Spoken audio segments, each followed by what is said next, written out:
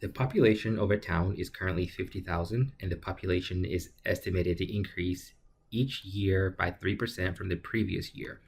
Which of the following equations can be used to estimate the number of years t it'll take for the population of the town to reach 60,000? So every question has a concept behind it. When you glance at all the answers here, you're seeing they all have the same style of equation.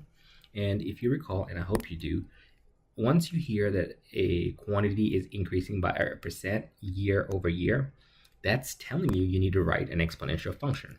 Quick reminder, we can write exponential functions various ways. One of the ways is y equals a quantity b raised to the power of x. But in the real world setting, this equation is not very useful. We can use this one instead. They are both exponential functions. They both would work, but just to relate this more to the question at hand, let's just go with this one over here. Now, what are these variables representative of?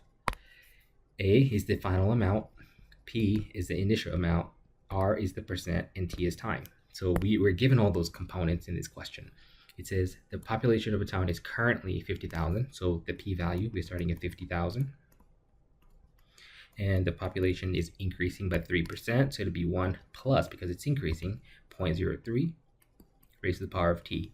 And it's asking to figure out when the population will reach 60,000, so that will be the final amount. 60,000 would go over here, which makes D the correct answer to this question.